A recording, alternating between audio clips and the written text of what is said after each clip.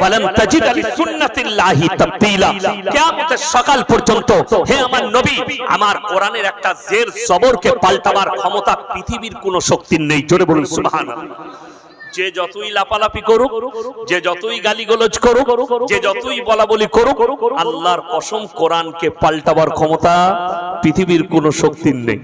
এখন অনেকজন বলবে, আরে কোরআন হচ্ছে 1450 বছর আগেকার কিতাব, তাই না? শিক্ষিত লোকরা শুনবেন, এখন তো মডেলিং এর যুগ চলছে, ঠিক কি না? কিসের যুগ বলছে এরা? কথা বলে না, আমরা বলি না। এরা কি বলছে? মডেলিং এর যুগ, আধুনিক যুগ। আপনি জানেন, যারা আমার ইমানদার ভাই আছেন, বুকেতে তীরের মতো আমার কথাটা গেঁথেলেন। আল্লাহর কসম, কোরআন যেদিনে অবতীর্ণ হয়েছে সেদিনেও মডেলিং ছিল, আজকেও মডেলিং আছে, কিয়ামতের সকাল পর্যন্ত কোরআন মডেলিং থাকবে। জোরে বলুন সুবহানাল্লাহ। কোরআন সব সময় মডেলিং, যে যুগটাতে দেখবেন সেই যুগেই কোরআন মডেলিং। যদি বলেন প্রমাণ দেন, রাগ করবেন না। বেশিরভাগ, আচ্ছা এই ভারতবর্ষের কথাই বলছি, অন্য দেশের, আমি তো ভারতের মানুষ। এই ভারতবর্ষে বৃদ্ধ বৃদ্ধা আশ্রমগুলোয় আলেম উলামাদের মা বেশি আছে না শিক্ষিত লোকদের মা বেশি আছে? কথা বলেন। কোন আলেমের মা বাবা আছে? নাই। আমার আব্বাজিকে আপনারা হয়তো অনেকে চিনেন, হযরত মাওলানা শওকত আলী মাজাহিরি। আমি ওনার সন্তান। এখনো পর্যন্ত আমার আব্বাজির সামনে আমরা কথা বলি না, আমার বড় ভাই কথা বলে না। কি বুঝলেন? এত ভয় করি। আর আপনাকে দেখিয়ে দেবো, কোন আলেমের মা বাপ বৃদ্ধ বৃদ্ধাশ্রমে নেই, কিন্তু আপনি দেখতে পাবেন doctor, master, professor, engineer, IPS কোথায় আছে? বৃদ্ধ বৃদ্ধাশ্রমে। জানেন তার কারণ কি? আল্লাহর কসম, তার জন্য এটার বরকত হচ্ছে কোরআনের বরকত, রাসূল আকরাম সাল্লাল্লাহু আলাইহি সাল্লামের বরকত, এই দাড়ি টুপির বরকত, এই মাদ্রাসার বরকত, এই উলামাদের বরকত, এটাই হচ্ছে আমাদের আকাবিদদের বরকত। কোরআনে কি আছে? আপনি অবাক হবেন, অবাক হবেন শুনে। ইম্মা ইয়াবলুগান্না ইনদাকাল কিবার আহাদুহুমা আও কিলাহুমা ফালা তাকুল লাহুমা উফফিন ওয়ালা তানহারহুমা ওয়া কুল লাহুমা কাওলান কারীমা। আপনার চোখ দিয়ে পানি আসবে। 1450 বছর আগে নবীজির কাছে আল্লাহ আয়াত পাঠালেন। কি আয়াত পাঠালেন? হে নবী, আপনি বলে দিন, তোমাদের মা বাবা যখন বৃদ্ধকালে বৃদ্ধাক্যে পৌঁছাবে, তাদের খিদমত করার জন্য তোমরা ও শব্দটুকু ব্যবহার করো না। জোরে বলুন সুবহানাল্লাহ। এটা আমরা শিক্ষা পেলাম কোথায়? মাদ্রাসায়, আমাদের উস্তাদদের কাছে, আমাদের যারা আকাবির আছে তাদের কাছে আমরা ক্লাসে বসে এই শিক্ষাই পেলাম। কি তাই তো? এই শিক্ষা পেলাম, মা বাবার সেবা করো। আজকে আমি আপনাদের কাছে পৌঁছালাম, আপনারা, আমি কোরআন শোনালাম না শোনালাম না? কোরআনে তাফসীর করলাম যে মা বাপ বৃদ্ধকালে বৃদ্ধাক্যে পৌঁছালে তাদের খিদমত করার জন্য ও শব্দটুকু ব্যবহার করো না। একটা উদাহরণ দিই। একটা বাচ্চা ছেলে, বাপ বাজারে যাচ্ছে, পাঁচলাই যাচ্ছে কিংবা রানীহাটি যাচ্ছে কোনো কাজে, বাচ্চা ছেলে বলে, আব্বা কোথায় চললে? রানীহাটি যাচ্ছে। আব্বা আমার লেগে চকলেট আনবে, চিপস আনবে। আচ্ছা ঠিক আছে, হলো। বাপের গোসল হয়ে গেল। আব্বা আনবে কিন্তু মনে করে, আনবো রে খেপা, আনবে। হলো। আবার বাপ তখন বাইকের চাবিটা নিয়েছে, বাপের জামাটা টেনে, আব্বা চকলেটটা ভুলবে না কিন্তু, আনবে। আনবো, শোনা আনবো, গালে চুমু খেবো, জানবো। তুমি 10 বার বললে তোমার বাপকে, আব্বা আমার চকলেটটা ভুলো না। দুঃখের বিষয় কি জানেন? সেই বাপ বৃদ্ধকালে চলে গেছে, বাপের খালি এক পাতা গ্যাসের ট্যাবলেটের প্রয়োজন।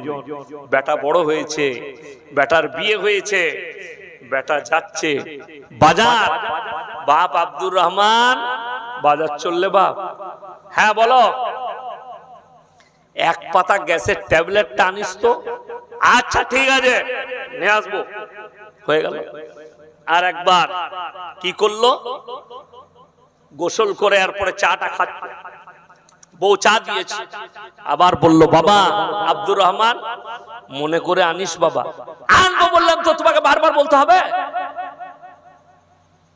সবারই কথা বলি নাই, কিছু নিকৃষ্ট সন্তান এই ব্যবহারটা বাপের সাথে করে। তুমি একবার ভেবে দেখেছো? তুমি 10 বার বলেছো জামা টেনে বাপকে আমার চকলেটটা ভুলো না, তোমার বাপ রাগ করেনি। একবার বলেছে। অনেকজন বাপ বিছানায় পিশাব করে দিলে, মা বিছানায় পিশাব করলে অনেক পুরুষ অনেক সন্তান বলে আহ উহ এই বুড়োগুলোকে নিয়ে জ্বলে গেলাম। তুমি যদি কাবা ঘরে নামাজ পড়ো তোমার দোয়ার কবুল হবে না, লিখে নাও। ওই জন্য কোরআন বলছে বাপ মায়ের সঙ্গে সৎ ব্যবহার করো, তাদের খিদমতের জন্য শব্দটুকু ব্যবহার করো না, শব্দ।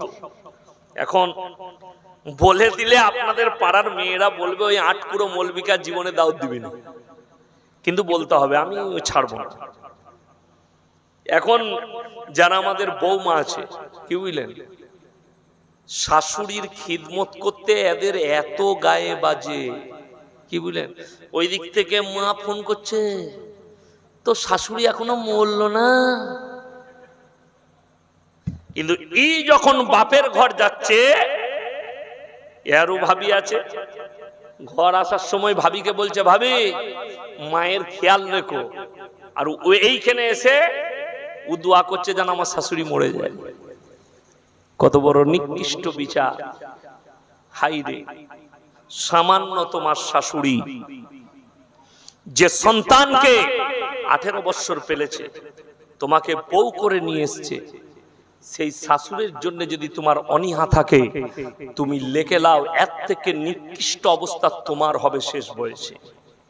ওই জন্যই কোরআন বলেছে যে তোমরা মা বাবার সঙ্গে সৎ ব্যবহার করো, খারাপ ব্যবহার করো না। এটা একদম কোরআনের স্পষ্ট বার্তা। আমার বন্ধুগণ, মদ 1400 বছর আগে আল্লাহ হারাম করে দিলেন। কত বছর বললাম? 1450 বছর আগে নবীজিকে বললেন, হে আমার নবী, তুমি তোমার উম্মত উম্মতিকে বলে দাও তাদের জন্য মদ পান করা অনেক দূরের কথা, স্পর্শ করা হারাম।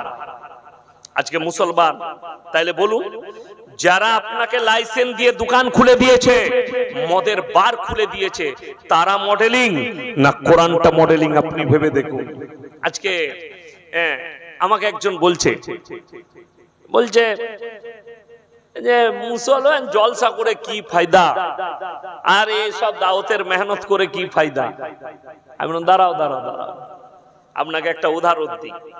আমার গ্রামটা আপনাকে দাওয়াত দিয়ে যাচ্ছি, মাদ্রাসার জলসা হলে দাওয়াত দেবো ইনশাআল্লাহ। তো 4500 বসতি আছে। কত বললাম? 4500। রেকর্ডটা কি জানেন? একটাই মসজিদ। সুবহানাল্লাহ। কত মসজিদ বললাম? একটা মসজিদ। মসজিদ দেখলে জান পড়ে যাবে, বিরাট মসজিদ। 35 ঘর, 30-35 ঘর হবে দাস আছে, দাস ভাইরা আছে, আর 15 ঘর বাগদি আছে। এই দাসদের অনেক ছেলে আমার ক্লাস ফ্রেন্ড আছে। একজন ফুচকা বিক্রি করে, সুনীল দাস, আমার বন্ধু, ক্লাস ফ্রেন্ড, একই বেঞ্চে বসতাম স্কুলে। ওই পাড়ার একটা ছেলে মদ পান করে, মাতলামি করে, গাল দেয়, বউকে মারে, পাড়ার লোকে চিল্লায়, রাত্রে হাঙ্গামা করে। একদিন আমি বাজারে দেখানো, শোন, এলো আমার স্কুটির কাছে, আমি দাঁড়িয়ে আছি, বাজার করছি। হুজুর কি হয়েছে? দাসদের ছেলে। হুজুর বল কি হয়েছে? আমি বললাম, তুই যে মদ খাস জানিস কত ক্ষতি? 1 নম্বর তোর শারীরিক ক্ষতি, 2 নম্বর তোর অর্থের ক্ষতি, 3 নম্বর তোর পারিবারিক ক্ষতি, 4 নম্বর তোর সামাজিক ক্ষতি। কি উত্তর দিল জানেন? আমার মনে হলো কোনো ফাটাল পেলে ঢুকে যায়। বলে, হুজুর আমি তো গরিব মানুষ, আমি খেটে খাই, লোকের বাড়িতে কাজ করি, আপনার অমুক মুসলমান ভাই নিজের পয়সায় মদ কিনে আমাকে পান করায়। আপনার অমুক মুসলমান ভাই বাড়ি থেকে মুরগির মাংস কষে নিয়েছে, আমাকে ডেকে মদ পান করায়। আপনি বলুন তো, এরপরে দাওয়াতটা আমি কাকে আগে দেব? আগে আমরা হারিকেন ব্যবহার করতাম, জানেন? হারিকেন জানেন? আমি যখন মাদ্রাসায় পড়েছি হারিকেন ছিল, স্কুল যেতাম, হারিকেন ব্যবহার করতাম। তখন এই কারেন্ট ফারেন্ট এত অ্যাভেলেবেল ছিল না, তো এই হারিকেন ব্যবহার করতাম। হারিকেনটা জ্বালালে তার কাজটা কিন্তু অন্ধকার হতো। কাজটা কি হতো? অন্ধকার। আচ্ছা বলুন, এই যে হ্যালোজিনটা জ্বলছে, হ্যালোজিন এই দিকটা আলোকচর, পেছনটা অন্ধকার না আলো? কথা বলে না? অন্ধকার। আমাদের এই অবস্থা হয়েছে, আমরা লোককে দাওয়াত দিচ্ছি, আমার পেছন দিকটা অন্ধকার হয়ে আছে। আমি একটা অমুসলিম ভাইকে দাওয়াত দিতে হবে না, আপনার ব্যবহারে, আপনার আখলাকে আর আপনার চরিত্রের সামনেওয়ালা কালমা পড়বে, সামনেওয়ালা আপনার ব্যবহারে ইসলাম কবুল করবে। আমার যে গাড়ির ড্রাইভার, আপনারা দেখেননি, লাস্টে দেখবেন, আমার থেকেও বড় বড় দাড়ি। আমার গাড়িতে যেদিনে চেপেছে 10 বছর গাড়ি চালাচ্ছে, এক হাতে চেন, এক হাতে বালা, চুলের স্টাইল আলাদা, জিন্সের প্যান্ট গেঞ্জি, হাতে সুতো আর গুটকা। আমি জীবনে ওকে দাওয়াত দিইনি। ওই জন্য যারা বাবা বসে আছেন সন্তানের, তাদেরকে আমি একটা নসিহত করে যাচ্ছি, সব সময় সন্তানকে বলবেন ভালো মানুষের কাছে উঠা বসা করো, খারাপ লোকের কাছে নয়, চাষের আড্ডাই নয়, মদের আড্ডাই নয়, লটারির আড্ডাই নয়, নোংরা জায়গায় নয়, সৎ মানুষের কাছে উঠা বসা করো, সেই সন্তান সৎ হয়ে যাবে। নামাজির কাছে উঠা বসা করো, নামাজি হবে। আমি ওকে জীবনে দাওয়াত দিই। হঠাৎ 3 মাস পরে আমার মতো পাঞ্জাবি পায়জামা পরে চলে এসেছে, চেন খুলে দিয়েছে, বালা খুলে দিয়েছে, সব। কি ব্যাপার? টুপি লাগিয়ে দিয়েছে। বলছে হুজুর আমি আর এগুলো ব্যবহার করব না, আমি আপনার মতো লুঙ্গি পাঞ্জাবি পায়জামা পরে যাব। দাড়ি ছেড়ে দিল। দাড়ি এখন আমার থেকে বড়, আল্লাহ আমাকে সব দিয়েছে, দাড়িটা দেয়নি। আমি পুরুলিয়া ডিস্ট্রিক্ট জলসা করতে গেছি, তারা খালি নামই শুনেছে, আমাকে দেখেনি। এখন ওর দাড়ি বড়। গাড়িটা পার্কিং করে যাচ্ছি, খিদমতে 2 জন চাচা আছেন, সাথী ভাই, আমার দাওয়াতের সাথী ভাই, 2 জনকে দায়িত্ব দিয়েছে, ইয়াসিন হুজুর আসছে, ওনার খিদমত করবেন। তো 2 জন এসে ওরা আমাকে বাদ দিয়ে, আমার ড্রাইভার হাঁটা হাজরাত চালিয়ে, আমি তাকে বললাম চল, গেলাম। তো ওই পুরুলিয়া ডিস্ট্রিক্টে উজুর পানি কুয়ো থেকে তুলে, ওরা সবকিছু খাওয়া দাওয়া সব কুয়োর পানি, কুয়ো থেকে পানি তুলে বদনায় উজু করার পানি ওকে দিচ্ছে, আমি বাদ। এমন ছেড়ে দাও, আমি নিয়ে নিচ্ছি। আমি উজু করে নিলাম, নাস্তায় বসেছি, ভালো ভালো ফলগুলো মিষ্টিগুলো সব অর্ধেকে, আমাকে খারাপ গুলো। আমি ওকে বললাম চুপ করো। ভাত খেতে বসেছি, দেশি মুরগির রানগুলো ওর পাতে, হাড্ডিগুলো আমার পাতে। আমি চালা না, অসুবিধা নেই। শুয়ে পড়লাম। রাত 12টায় টাইম হলো, একজন চাচা এলেন, তো और पाटा टिपचे, बोलचे हजरत आपका वक्त हो चुका है, स्टेज पे आपको बुला रहे, आप चलिए वुजू वुजू कर लीजिए। हम हजरत वो नहीं, हम हैं। तो तारा हाथ धरे আমাকে বললে হযরত गलती हो, उन्हें गलती कुछ नहीं, ये तो टोपी और दाढ़ी का बरकत है, আল্লাহ का रहम और करम है। এখান থেকে শিক্ষা নিতে হবে, জেনে রেখে দিবেন, আপনি দ্বীনের উপরে প্রতিষ্ঠিত হবেন। রাসূলের হাদিস আছে, আল্লাহ রাসূল সাল্লাল্লাহু আলাইহি সাল্লামের সহিহ হাদিস, যারা আল্লাহর রাস্তায় দ্বীনের পথে থাকবে, আল্লাহ মৃত্যুকাল পর্যন্ত তাদেরকে ইজ্জতের রুজি দান করবেন। জোরে বলুন সুবহানাল্লাহ। আজকে আমাদের সমাজে নামাজ 5 ওয়াক্তের ফরজ না ফরজ নয়? ফরজ। কিন্তু দুঃখের বিষয় 100টার মধ্যে 80টা লোক বেনামাজি। রাগ করবেন না, বাস্তব বললাম না মিথ্যা বললাম? 80টা লোক বেনামাজি। 3টে কোয়ালিটির নামাজি আছে, জুম্মা, ঈদ, বকরা ঈদ আর 5 ওয়াক্তের। 3টে কোয়ালিটি। ঈদের দিনে লাপাই কোন মাল কটা, জীবনে কোনোদিন যায় না তারা। ঈদের দিনে গিয়ে এরকম তোয়ালি লিজ একটা, হুজুর নিয়তটি বলে দেন তো। নিয়ত নিয়ে কি করবি? দরুদ শরীফ জানে না, আত্তাহিয়াতু জানে না, দোয়ায়ে মাসুরা জানে না, রুকু সিজদা তাসবিহ জানে না। তোয়ালি লিচে, তোয়ালিটা শ্বশুরের, জামাটা শ্বশুরের, লুঙ্গি শ্বশুরের, ভেতরের আন্ডারপ্যান্ট শ্বশুরের। বললে তোর কি? বলে আমার কিছু নাই, ন্যাংটো লোকটা আমি। দিয়ে জান্নাতে যাবে, শ্বশুরের জামা পরে ঈদের নামাজ পড়ে জান্নাতে। বাকি দিন আর না, ও খালি ওই দিনে আছে। আপনি আপনার এলাকায় কালকে মিলিয়ে নেবেন। কোন মানুষ মারা যায়, বলে জোহরের পরে জানাজা হবে, হয় না? হয় না।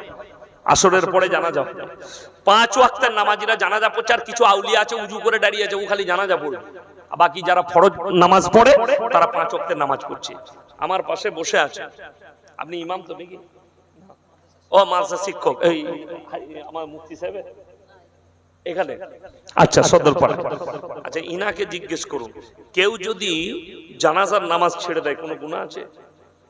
কোনো গুনাহ নাই। কিন্তু কেউ যদি জেনে শুনে উজু করে দাঁড়িয়ে ইচ্ছাকৃতভাবে ফরজ নামাজ কাজা করে গুনাহে কবিরা, অথচ আমাদের 100টা লোক উজু করে দাঁড়িয়ে থাকছে, ও খালি জানাজা পড়বে কিন্তু ফরজ নামাজ পড়বে না। আল্লাহর কাছে কি জবাব দেবে? জানাজার নামাজ যারা পড়ে বললে রাগ হবে, যদি 500 লোক জানাজা পড়ে 400 লোক কিচ্ছু জানে না।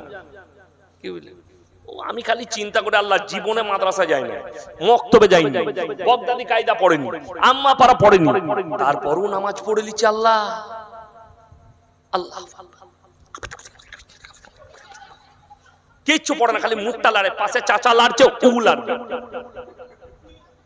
ওই জন্যই তো ঈদের নামাজে কখনো রুকু সিজদা বলতে হয় ইমামকে। সমাজের অবস্থা কোথায়? অথচ রাসূল সাল্লাল্লাহু আলাইহি সাল্লাম বললেন, হাদিস আছে রাসূলের, যারা 5 ওয়াক্তের নামাজি হবে আল্লাহ মৃত্যুকাল পর্যন্ত তাদের রুজিতে কোনোদিন কমি দিবেন না। জোরে বলুন সুবহানাল্লাহ। আপনি যদি এটার উপরে বিশ্বাস রাখেন, আর যাদের বিশ্বাস নেই তারা আমাদের দিকে নজর দেন। বলুন বলুন বলুন।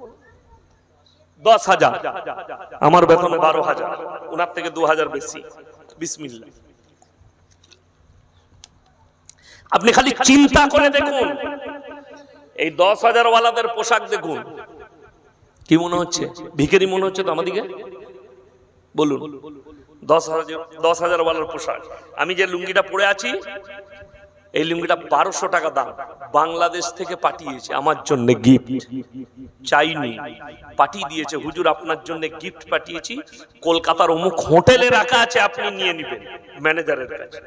3খানা লুঙ্গি পাঠিয়েছি। আমি 1 জানুয়ারি আমার জলসা ছিল আগরতলায়, আমি নিয়ত করেছি কলকাতা এয়ারপোর্টে চেপে আগরতলায় নেমে আমি খানা খাবো, কিন্তু রুজি আল্লাহ আমার মেপেছে এয়ারপোর্টে।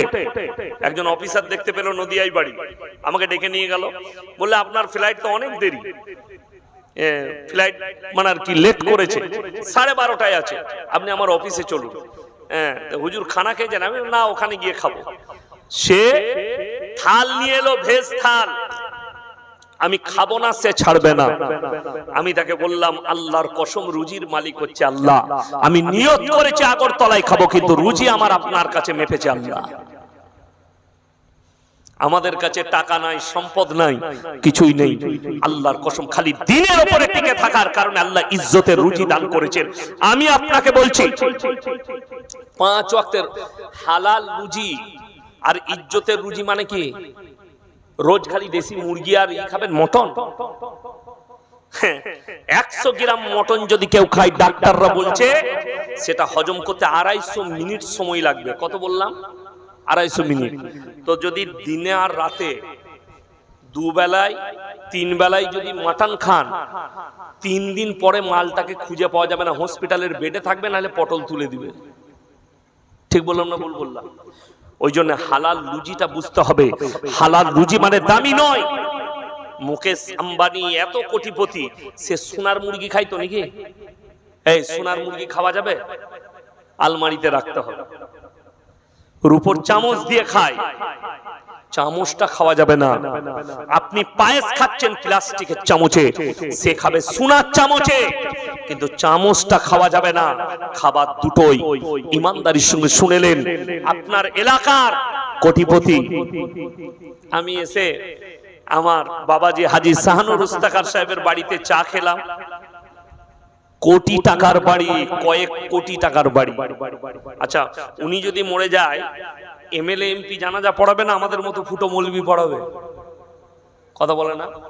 এই ফুটো মৌলবিরা পড়াবে। আপনার এলাকার কোটিপতি মরে গেলেও আলেম জানাজার নামাজ পড়াবে। বড় দুঃখের বিষয়, বাংলাদেশে একটা দল বেরিয়েছে, তার নাম হিজবুত তাওহীদ। তাদের ইমাম হচ্ছে সেলিম। সে আলেম দিকে বলছে এরা ধর্ম ব্যবসায়ী, ধর্মের কথা শুনিয়ে পয়সা নিচ্ছে, এরা ধর্ম ব্যবসায়ী। তাকে আমি ডিবেটে চ্যালেঞ্জ দিয়েছি, আমি আগামী জানুয়ারিতে ইনশাআল্লাহ বাংলাদেশ আসছি, আল্লাহ যদি রাজি থাকেন আমি বাংলাদেশে প্রবেশ করছি। তার বাপের 14 পুরুষের হিম্মত থাকলে বাংলাদেশের যে কোনো জায়গায় প্রশাসনিক ব্যবস্থা করে ডিবেটে বসবে। তার কাছে যে 10টা থেকে 15টা প্রশ্ন রাখবো, তার বাপ 14 পুরুষ উত্তর দিতে পারবে না। যদি বলেন কেন, আপনার জানা নেই। আল্লাহ নবী জনাবে মুহাম্মদুর রাসূলুল্লাহ যারা মনে করেন এরা ধর্ম ব্যবসায়ী, এই মাদ্রাসা, এই মসজিদ, মসজিদের ইমামতি করে পয়সা নেওয়া, মাদ্রাসায় শিক্ষকতা করে পয়সা নেওয়া, এই বিভিন্ন ধরনের প্রশ্ন তারা তুলেছে। আল্লাহ রাসূলের হাদিস আছে স্পষ্ট, নবীজি সাল্লাল্লাহু আলাইহি সাল্লাম বললেন, আমার উম্মতিরা কিয়ামতের পূর্বে 73টা দলে বিভক্ত হয়ে পড়বে। কটা বললাম? 73। আমার বন্ধুগণ, এই তো এখন শুরুয়াত আছে। কিয়ামতের যতগুলো আলামত আছে তার মধ্যে একটা আলামত যে আমার উম্মতিরা 73টা দলে বিভক্ত হয়ে পড়বে। ওই জন্য বন্ধুগণ খুব সাবধান। আমি সরল করে বলে দিচ্ছি, সবাই 5 ওয়াক্তের নামাজি হব, বলুন ইনশাআল্লাহ। হালাল রুজি রোজগার করব, বলুন ইনশাআল্লাহ। এবং মানুষের সঙ্গে সৎ ব্যবহার করব। 5 ওয়াক্তের নামাজি, সৎ ব্যবহার, হালাল রুজি রোজগার এবং আত্মীয় স্বজনের সঙ্গে সুসম্পর্ক, জান্নাত আপনার রেডি। কে ইয়াসিন, কে দেওবন্দি, কে বেরেলি, কে আহলে হাদিস, কে ফুরফুরা, এই নিয়ে মারামারি করবেন না, বিপদে পড়ে যাবে। ওগুলো আমাদের উপরে ছেড়ে দেন, আমরা আলেমরা নিজেদের মধ্যে বুঝে নেব। আপনি মারামারি করতে যাবেন না, বিপদে পড়ে যাবেন। ইয়াসিন সাহেবের কথা শুনে কেউ কি গালি দেবেন না, কারুর কথা শুনে ইয়াসিন সাহেবকে গালি দিবেন না। আলেমদের সঙ্গে, মানুষের সঙ্গে সৎ ব্যবহার করুন, প্রতিবেশীর সঙ্গে সৎ ব্যবহার করুন। কোরআনে আছে জানেন, আলেমরা তো অনেক দূরের কথা, কোরআনে আছে কোন মানুষ, এখানে আল্লাহ ধর্মের কথা মেনশন করেননি, কোন মানুষকে যদি অন্যায়ভাবে হত্যা করে সে গোটা মানব জাতিকে হত্যা করার পাপ করলো। এটা কোরআন। কোন মানুষ যদি কোন মানুষের উপকার করে সে যেন গোটা মানব জাতির উপকার করলো। ওই জন্য রাসূলের হাদিস আছে, তোমরা মুমিন ততক্ষণ হতে পারবে না যতক্ষণ পর্যন্ত তোমার কাছ থেকে তোমার প্রতিবেশী সুরক্ষিত নয়। ভাষার দ্বারা, আখলাকের দ্বারা, চরিত্রের দ্বারা তাদেরকে সুরক্ষা দিতে হবে। নবীজি বললেন, তোমরা দেখো না তোমার বাড়ির পাশে কে বসবাস করছে, সে হিন্দু হোক, সে মুসলিম হোক, সে দলিত হোক, সে আদিবাসী হোক, সে খ্রিস্টান হোক, ক্ষুধার্ত হলে খাবার দাও, বস্ত্রহীন হলে বস্ত্র দাও, বিপদে পড়লে পাশে দাঁড়াও। এটাই হচ্ছে রাসূল সাল্লাল্লাহু আলাইহি সাল্লামের আখলাক। আপনি যদি এই আখলাক দেখাতে পারেন, আপনার সামনেওয়ালা আপনার উপরে ফিদা হবে, সে ইসলামের প্রতি আকৃষ্ট হবে, সে কালমার উপরে টিকে চলে আসবে। কিন্তু আপনার দ্বারা যদি কেউ ব্যতীত হয়, আপনার দ্বারা যদি কেউ কষ্ট পায়, আপনার দ্বারা যদি কেউ ক্ষতিগ্রস্ত হয়, কখনো সে আপনাকে অ্যাকসেপ্ট করবে না। ওই জন্য মাথায় রাখবেন, আপনার দ্বারা যেন কেউ ক্ষতিগ্রস্ত না হয়, আপনার ব্যবহারে কেউ যেন কষ্ট না পায়। নামাজ পড়ুন, রোজা রাখুন, সৎ ব্যবহার করুন, রাসূলের আখলাকের উপরে চলুন। রুজির মালিক সকলে বলুন কে? জোরে বলুন, আল্লাহ। রুজির মালিক যদি আল্লাহ হয়, তাহলে আপনি সুদের উপরে কেন কারবার নির্ভরশীল হলেন? যেটা আল্লাহ হারাম বলেছেন, আপনি যদি আল্লাহর উপরে বিশ্বাস আর ইয়াকিন রাখেন, লটারির উপরে আপনার কেন বিশ্বাস আসবে? হারাম জিনিসের উপরে কেন বিশ্বাস আসবে? রুজির মালিক আল্লাহকে বিশ্বাস করুন, রুজি আল্লাহ মাপেন। যদি এটা বিশ্বাস না হয়, আপনার চোখ দিয়ে পানি আসবে।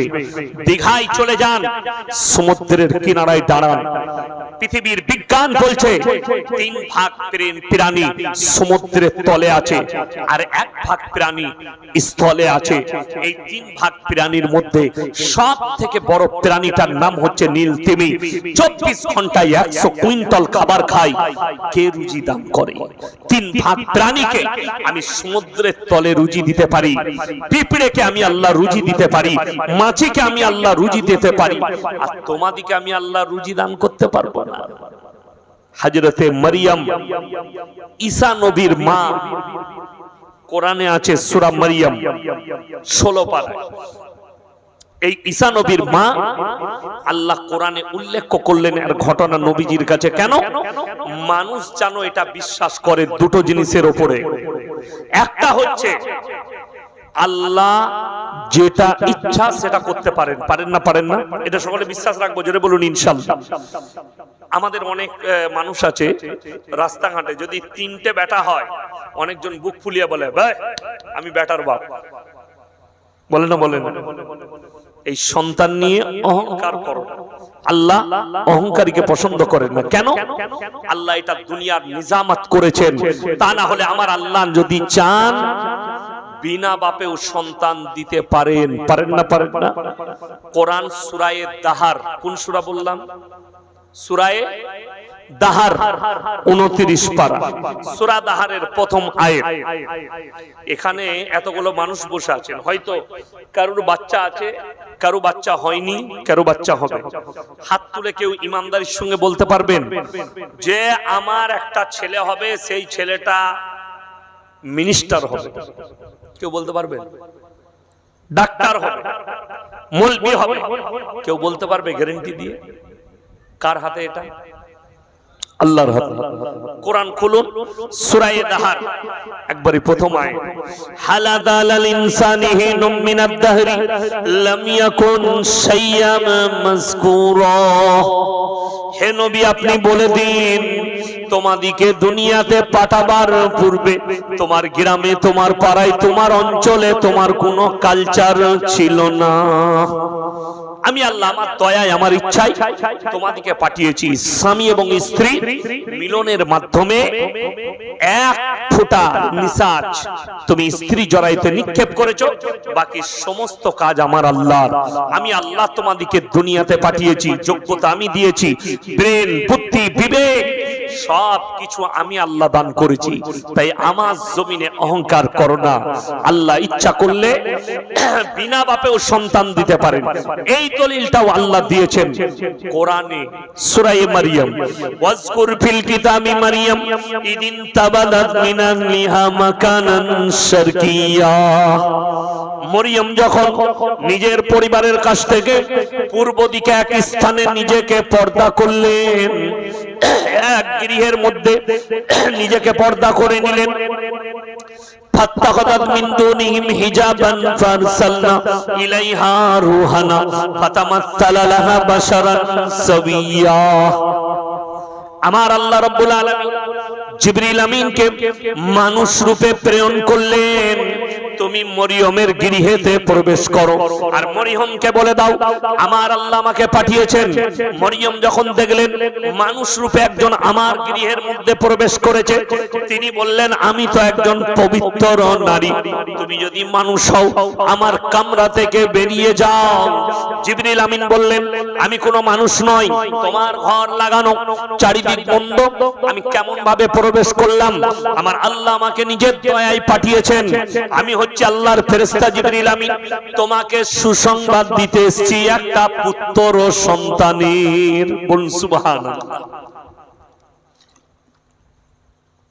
মরিয়ম উত্তর করলো, হে আল্লাহ আমাকে তো কোনো মরদ মানুষ স্পর্শ করেনি, আর আমি কোনো জিনাকারী নারী নই, আমি তো একজন পবিত্র নারী, আমার কি করে বাচ্চা হতে পারে? আল্লাহ বললেন কোন ফায়াকুন, আমি আল্লাহ যেটা বলবো সেটা হয়ে যাবে আমার কুদরতে। আল্লাহ নিজের কুদরত দেখালেন আর মরিয়ম গর্ভবতী হলেন। বলুন সুবহানাল্লাহ। অনেক লম্বা চওড়া ঘটনা আছে। আল্লাহ বিনা বাপে সন্তান দিলেন। এখানে খালি দুটো কথা বলে দেই, আমাদের অনেক স্কুল কলেজের ছেলে মেয়ে আছে যারা ক্রিসমাস পালন করে। এই ক্রিসমাস ইসলামী শরীয়তে হারাম, এটা পালন করা যাবে না। কেন শুনেলেন? খ্রিস্টানদের ঈমান ততদিন ছিল যতদিন পর্যন্ত হযরত ঈসা মসিহকে তারা নবী বলে বিশ্বাস করেছে এবং আল্লাহর পয়গম্বর বলেছে। যখন আল্লাহ তাআলা তুলে নিলেন নিজের নবীকে, তাদের পণ্ডিতরা বলল আল্লাহ যখন তুলে নিয়েছে এর বাপ কেউ ছিল না, তখন জানতে হবে ওটা আল্লাহর বেটা। বলুন নাউজুবিল্লাহ। আল্লাহ কিয়ামতের দিনে দেখবেন গির্জার ভেতরে দুজনার মূর্তি থাকে, এক হচ্ছে মারিয়াম ঈসা নবীর মা, দুই হচ্ছে কার? যিশুর। যিশুকে ওরা ঈসাই মনে করে, যাকে কুরুক্ষেত্র করা হয়েছিল।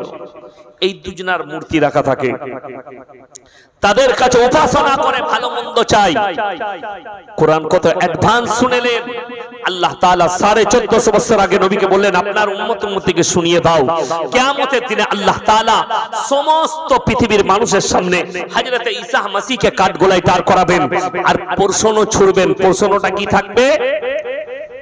إذ قال الله يا عيسى ابن مريم أأنت قلت للناس اتخذوني وأمي إلهين من دون الله। ওগো ঈসা, তুমি কি বলেছিলে তোমার কওমকে আল্লাহ ছাড়াই আমি আর আমার মা আরো দুটো আল্লাহ? আল্লাহ প্রশ্ন করবেন, হে আমার ঈসা, তুমি কি বলেছিলে তোমার কওমকে আমি আর আমার মা আরো দুটো আল্লাহ? ঈসা নবী চোখ দিয়ে পানি ফেলিয়ে বলবেন, ক্বালা সুবহানাক। আল্লাহ, যে কথা বলার আমার অধিকার নেই, আমি কেমন করে বলতে পারি? আর আমি যদি এই কথা বলতাম, ইন্নাকা আনতা আল্লামুল গায়ব, আপনি তো আলিমুল গায়ব, গায়বের খবর জানেন, অন্তরের খবর জানেন। আল্লাহ বলবেন, আমি সব জানি। এদেরকে বিশ্বাস স্থাপন করানোর জন্য আজকে আমি তোমাকে দাঁড় করিয়েছি।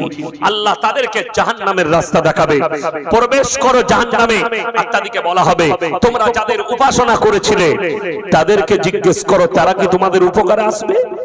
ঈসা নবী এবং মারিয়াম বলবে, তোমাদেরকে তো কখনো আমরা আদেশ করিনি যে তোমরা আমাদের কাছে ভালো মন্দ চাও, আমাদের উপাসনা করো। আমার বন্ধুগণ, আমার ভাই, আমার আল্লাহওয়ালা ভাইয়েরা, কান খুলে শুনেলেন। আপনাদের জানের মনে হচ্ছে পাপের সাগরে ডুবে থাকবো, যত ইচ্ছা পাপ করব, এই আমাদের মতো মৌলবীকে ডেকে দোয়া করবে, হুজুররা আসবে, দোয়া করে দিবে, জান্নাত আমাদের রেডি হয়ে যাবে।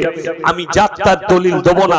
প্রিয় নবী জনাবে মুহাম্মদুর রাসূলুল্লাহ, সকলে একবার জোরে বলুন সাল্লাল্লাহু আলাইহি ওয়াসাল্লাম। একবার দরুদ শরীফ পড়ুন, আল্লাহুম্মা।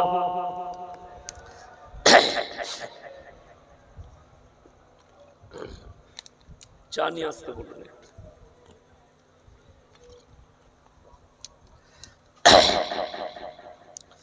আমার বন্ধুগণ, যারা মনে মনে ভাবছেন আমি কার দলিল দেবো, আমি আমার বাপ দাদার দলিল দেবো না। আমার জলসা করে দেখ, আমি বাপ দাদার গল্প বলি না।